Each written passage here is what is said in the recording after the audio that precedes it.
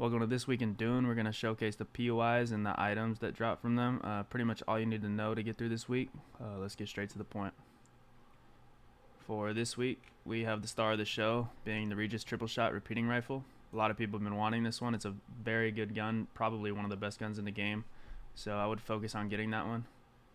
And the other star of the show is that the full heavy set is dropping. Executioner's armor. And this is nice because heavy hasn't dropped in probably over a month except for the power harness, which was last week. In I5 we have the repeating rifle dropping, 100% drop rate. You get 1 to 5 of them, which is insane. So I feel like that testing station is going to be camped. I'd watch out for that one. I would also hit that one yourself because this rifle is, again, one of the best guns in the game, the current state. This testing station over in G3 is dropping the whole Executioner set. So if you're looking for heavy armor, definitely go over there because it's been a while since heavy's dropped. In D7, we're dropping the Leader John. This one's nice because it only weighs 2 pounds versus the Decaleader John, it weighs 15.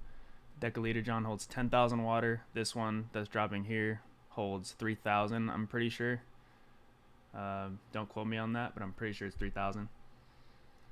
The nice thing about this one is it only weighs 2 pounds versus the Decaleader John is 15. This D1 testing station is interesting. There's a note here that says testing station does not have schematic loot. I don't think that's happened before, so we'll have to see what goes on with that one. Shout out to this website, by the way. Dune Awakening database is insane. Now let's check the Shipwrecks. H1 is dropping Indara's Lullaby, 80% drop rate. You get 1 to 2. This is a explosive rifle at the semi-auto. And then H8 is dropping the Shell Burster, which is a shotgun. It is not a drill shot. It's a shotgun that bleeds people. It's a bleed shotgun. This Shipwreck F8 is dropping Idaho's Charge.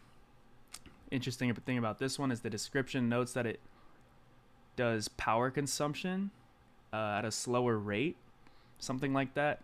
And there's actually a website that states it does 0.8% of power consumption of the rate it usually does at 100%, right? So it's usually 0.8 with this chest piece on, but in game, this chest piece actually has no unique stats, which is very weird. I think it might be bugged, but it sounds insanely good if it wasn't bugged. So we'll see what happens with that. This is dropped, I think, for the second or third time now.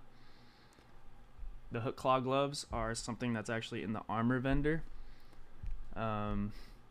which is really nice that these are dropping, but they're very niche. They just help with climbing stamina. So if you're into that, then they're pretty good. And the items that are dropping out of the down ships are going to be the Dew Reaper, the Desert Garb, the Hummingbird Wings. I think these are for the attack helicopter, and the Sandbike Booster.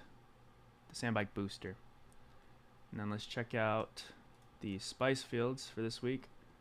We have one in I8. These are the large spice fields. One in H5, one in F5, one in F1. And if you're looking to do carrier / sandcrawler runs, building a base in this area here, H6, H7, G6, G7, is going to be very beneficial to you for these spice runs because of how close everything will be if you build in the center here.